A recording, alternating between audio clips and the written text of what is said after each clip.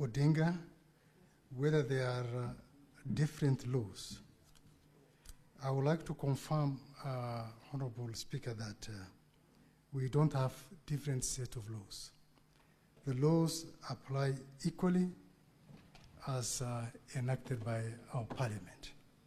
And the law says any person. So we are not selective as officers of the National Police Service in the application of the laws.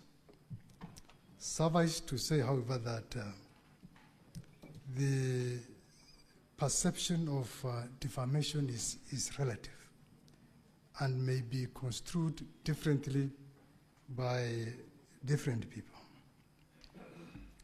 Why the officers gave a chance to the suspect, the IG has very well explained that.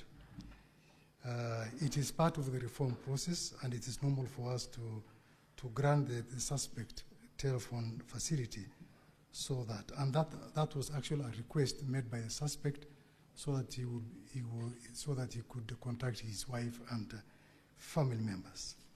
And it's also a clear testimony of our adherence to the Constitution, the fundamental freedoms, and the Bill of Rights. Senator Manzo alluded to the possibility of the deceased having been injured by the DCI officers who effected the arrest. Honorable Speaker, honorable members, I may not wish to dwell on this matter. In my earlier presentation, I was able to give a chronology and the graphic details of the movement of the suspect all the way from Homa Bay up to Central Police Station. And I'm sure these are issues the Independent Police Oversight Authority will investigate to its logical conclusion. Like I said, if any DCI officer is found to be involved in the killing, then, Honorable Speaker, let the law take its course. We are not covering up for anybody. In terms of the DCI officer who booked Albert Ojwang, the booking was not done by a DCI officer, Honorable Speaker. Like I had said in my previous submission, the booking was done digitally by a report office personnel. And I'm sure the particular officer, the identity of that particular officer will be established in the investigations. Why not summon? Honorable Speaker, when it comes to investigations, particularly on matters of computer and cyber crimes, it isn't a walk in the park. You are starting your investigations from the unknown to the unknown. You are dealing with persons operating from dark webs, persons running pseudo accounts, persons whose accounts are domiciled in other jurisdictions. At the commencement of our investigations, Honorable Speaker, we did not know the true identity of Albert Ojwang. We were only dealing with an ex-handle, a person whose identity was not known to us, and it was therefore not possible for us to summon him.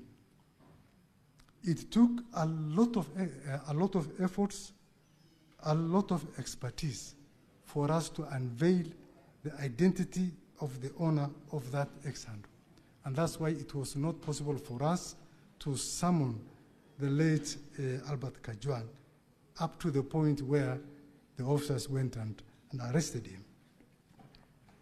Sometimes again, and this applies to a general investigative technique, Honorable Speaker, some summons might be prejudicial or even interfere with our investigative processes. Like you are investigating a cybercrime and you want to recover you want to recover a computer from a suspect. You cannot just summon that suspect to come and report to the police station. What is the risk? You have the risk of that suspect deleting the information that you require to use as evidence in court. So that's why sometimes we may not opt to summon suspects, but to go for them. Somebody has material exhibits, documents that you believe are crucial to your investigations. You cannot just summon him. Summon him will give him ample time to destroy and interfere with those exhibits, Honorable Speaker. In terms of who issued the orders to have Albert Ojwang ferried from Homa Bay to Nairobi, Honorable Speaker, we don't micromanage our investigation processes. We give the officers the leeway to make decisions.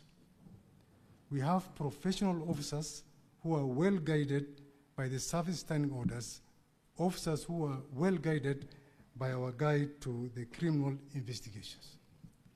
For example, Honorable Speaker, if a car is stolen in Lodwar and the suspect is arrested in Homa Bay, the court that has competent jurisdiction is that court which is domiciled in Lodwar. So it will be futile for an investigating officer to come and ask his commander whether he will take the suspect to Lodwar or he will be prosecuted in Homa Bay for that matter. So those are very simple operational and tactical matters that we leave the officers for the officers to make their determinations as guided by the service standing orders. Harmony House from Homa Bay, the Inspector General has explained that.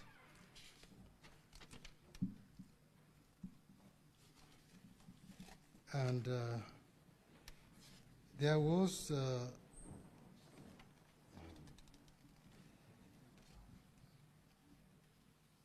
this year you have 1 minute to conclude. 1 minute to conclude, Honorable Speaker. I would like to reiterate the fact that DIG Langat has no command over IPOA. His command is limited to Kenya Police Service. I am urging this August House that the general mood in the country should not be used to victimize DIG Lagat. Let us wait for the investigations to establish the circumstances under which Albert Ojwang met his death. Thank you, and I submit, Honorable Speaker. IPOA. IPOA, you may take the stand. Thank you, Honorable Speaker. I want to, first of all, answer a concern that has been raised on my chair. And I spoke to him during the break. We got the notice of this particular sitting yesterday when he was already out of the country. But as we speak, he's finding his way into Kenya. He's coming back because we have a similar sitting tomorrow.